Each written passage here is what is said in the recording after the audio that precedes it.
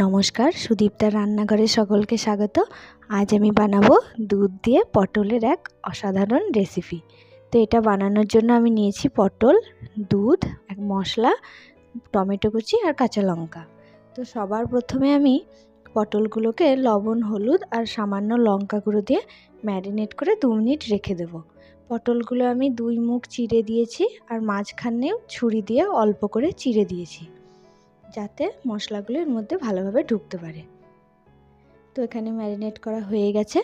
এইবার কড়াইয়ে দিয়ে দিলাম পরিমাণ মতো তেল, দিয়ে পটলগুলো ভেজে নেব।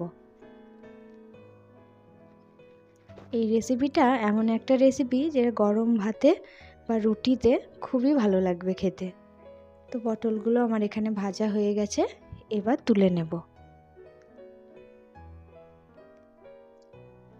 এবার বেঁচে যাওয়া তেলের মধ্যে দিয়ে দিলাম শুকনো লঙ্কা, একটা তেজপাতা আর সামান্য কালো জিরে। এইবার যে কুচিয়ে রাখা টমেটোটা ছিল ওটা আমি দিয়ে দেবো। একটা মিডিয়াম সাইজের টমেটোর অর্ধেকটা আমি কুচি করে নিয়েছি। এবার টমেটোটা একটু গলে গেলে এর মধ্যে দিয়ে দেবো চেরা কাঁচা লঙ্কা আর যে মশলাটা বানিয়েছিলাম আদা, জিরে, আর তার মধ্যে দিয়েছি সামান্য লঙ্কা গুঁড়ো। লঙ্কা গুঁড়োটা কাশ্মীরি লঙ্কা গুঁড়ো দিয়েছি কালারের জন্য। তো এবার মশলাটাকে ভালো করে কষিয়ে নেব। এবার দিয়ে দেব লবণ আর হলুদ।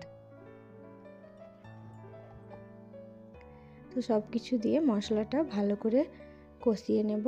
মশলাটা কষানো হলে এর মধ্যে দিয়ে দেব ভেজে রাখা পটলগুলো। তো আমি এটা সামান্য একটু জল দিয়েছি মশলাটা কষানোর সময়। তো এই মশলাটা ভালো করে কষবে। এবার মশলাটা থেকে যখন তেল ছেড়বে তখন পটলগুলো দিয়ে আবার কষিয়ে নিতে হবে। এইবার দিয়ে দিলাম দুধ। এখানে আমি 2 কাপ মতো দুধ ইউজ করেছি। এটা কাঁচা দুধ, জাল দেওয়া দুধও দেওয়া যেতে পারে। এইবার সব কিছু ভালো করে মিশিয়ে নিয়ে আমি এটাকে ঢেকে দেব। 5 মিনিট মতো লো ফ্লেমে ঢাকা দিয়ে রেখে দেবো সিদ্ধ হওয়ার জন্য। দেখেছেন তো কত সুন্দর হয়েছে দেখতে। এবার একটু নেড়ে চেড়ে দেখে নেব পটলটা সিদ্ধ হয়েছে কিনা। পটলটা সিদ্ধ হয়ে গেছে। এবার এর মধ্যে দেব 1 চামচ চিনি আর সামান্য গরম মশলা। এবার সব কিছু দিয়ে নেড়ে চেড়ে নামিয়ে দেব। তো রেডি হয়ে গেল দুধ পটল। তো কেমন লাগলো রেসিপিটা জানাবেন, অবশ্যই বাড়িতে ট্রাই করবেন। তো ভিডিওটি ভালো লাগলে লাইক, কমেন্ট, শেয়ার করবেন, চ্যানেলটিকে সাবস্ক্রাইব করবেন আর বন্ধুদের সাথে ভিডিওটিকে শেয়ার করবেন। দেখা হবে অন্য আরেকটা ভিডিওতে। ভালো থাকবেন, সুস্থ থাকবেন। ধন্যবাদ।